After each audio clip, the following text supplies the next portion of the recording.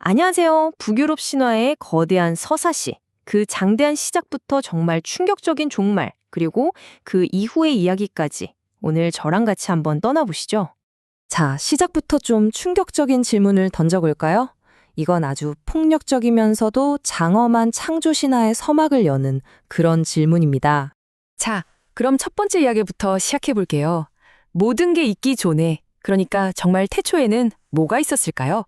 끝없는 심연과 얼음, 그리고 불꽃만이 존재하던 그곳으로 들어가 보겠습니다. 모든 것의 시작은 말이죠. 긴눈과 가프라고 불리는 어마어마한 틈, 그냥 텅 빈 공간이었어요. 한쪽엔 뜨거운 불의 왕국이, 다른 쪽엔 차가운 얼음의 왕국이 있었는데 이 둘이 딱 만나면서 얼음이 녹기 시작했죠. 거기서 혼돈 그 자체인 거인 이미르랑 최초의 신들의 조상이 깨어난 겁니다. 근데 오딘이랑 그의 형제들은 이 끝없는 혼돈이 뭐랄까 그냥 두고 볼 수가 없었던 거예요. 질서를 만들어야겠다 결심을 한 거죠. 그러려면 어떻게 해야 할까요? 바로 창조를 위한 파괴. 태초의 존재인 이미르를 죽여야만 했습니다. 보세요. 이미르의 죽음이 끝이 아니었어요. 오히려 진짜 시작이었죠. 그의 피가 바다가 되고 살은 땅, 뼈는 산맥. 심지어는 이 거대한 두개골이 하늘이 됐다고 하니까요. 세상이 말 그대로 거인의 시체 위에서 만들어진 거예요. 정말 대단하지 않나요? 혼돈에서 질서가 태어난 순간입니다.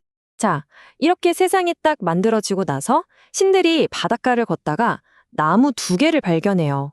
오딘이 여기에 생명을 불어넣고 그의 형제들이 지성과 감각을 주면서 바로 최초의 인간, 아스크와 엠블라가 태어납니다. 이때부터 신들은 인간 세상의 창조자이자 수호자가 되는 거죠. 자, 이제 무대를 신들의 세계, 아스가르드로 옮겨볼까요? 겉보기에는 정말 화려하고 장엄한 곳인데 과연 그 속도 그랬을까요? 사실은 파멸의 씨앗이 조용히 자라고 있었거든요.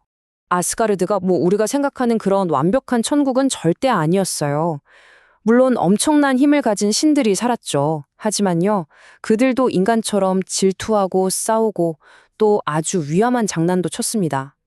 바로 그 신들의 인간적인 결함이 운명의 톱니바퀴를 굴리기 시작한 거예요. 바로 이 대사를 보면 당시 분위기를 딱 알 수 있죠. 장난의 신 로키가 토르 아내의 그 아름다운 황금빛 머리카락을 싹둑 잘라버린 거예요.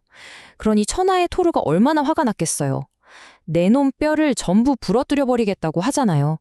이 둘의 애증 관계가 앞으로 이야기 전체를 끌고 가는 아주 중요한 갈등의 축이 됩니다. 근데 로키의 장난은 그냥 이런 가벼운 수준에서 끝나지가 않아요. 그는 신들 세계의 바깥 존재, 그러니까 거인종 여인과 사이에서 아스가르드의 운명을 송두리째 뒤흔들 존재들을 낳게 됩니다. 훨씬 더 위험하고 상징적인 존재들을요. 그 아이들이 누구냐면요. 바로 이 셋입니다. 세상을 한 바퀴 휘감을 만큼 거대한 뱀, 요르문간드, 반은 시체인 죽은 자들의 여왕, 헬, 그리고 가장 위협적인 존재, 늑대 펜리르. 오딘은 이들이 파멸을 가져올 거라는 예언을 듣고 너무 두려운 나머지 각각 다른 곳으로 보내버리거나 감시하게 하죠. 하지만 여러분, 운명이라는 게 피하려고 하면 할수록 더 단단히 올가매는 법 아니겠어요? 특히 펜리르에 대한 공포는 정말 대단했어요. 신들을 그냥 잠식해버렸죠. 왜냐하면 예언에 따르면 이 펜리르가 결국 신들의 왕, 바로 그 오딘을 죽일 운명이었거든요. 이 피할 수 없는 운명의 그림자가 신들을 라그나로크라는 비극으로 한 걸음 한 걸음씩 밀어넣고 있었던 겁니다. 자, 이제 이야기의 흐름이 완전히 바뀌는 지점입니다. 지금까지가 그냥 사소한 다툼이나 갈등이었다면 지금부터는 종말을 피할 수 없는 현실로 만들어버린 결정적인 사건으로 넘어가 보겠습니다. 오딘의 아들 중에 발두르라는 신이 있었어요. 빛, 순수, 선, 좋은 건 다 갖다 붙인 상징 같은 존재라 모두에게 정말 사랑받았죠. 그런데 어느 날부터 그가 자기 죽음을 예견하는 끔찍한 악몽에 시달리기 시작합니다. 아스가르드 전체에 처음으로 아주 짙고 불길한 그림자가 드리워진 것. 아들이 그런 악몽을 꾸니까 어머니 프리그의 마음이 어땠겠어요. 겁이 덜컥 난 거죠. 그래서 온 세상을 돌아다니면서 불, 물, 쇠, 심지어는 돌멩이, 질병에 이르기까지 세상에 존재하는 모든 것들에게 내 아들 발두르를 절대 해치지 마라 라는 맹세를 받아냅니다.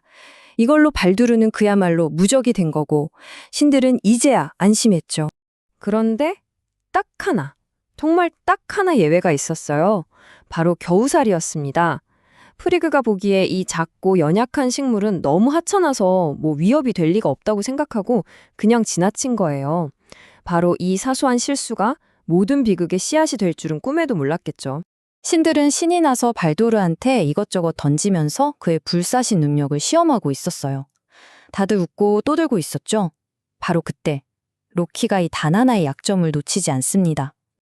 그가 눈먼 시인 호도르에게 슬쩍 다가가서 겨우살이 가지를 쥐어줘요. 그리고는 발두르를 향해 던져보라고 부추기죠.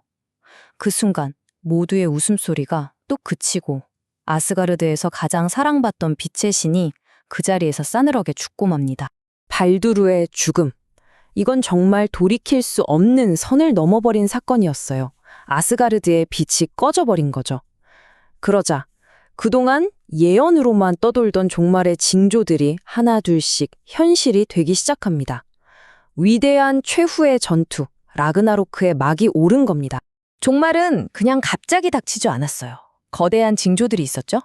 먼저 핀불베트르라고 여름 없이 3년 내내 겨울만 계속됩니다.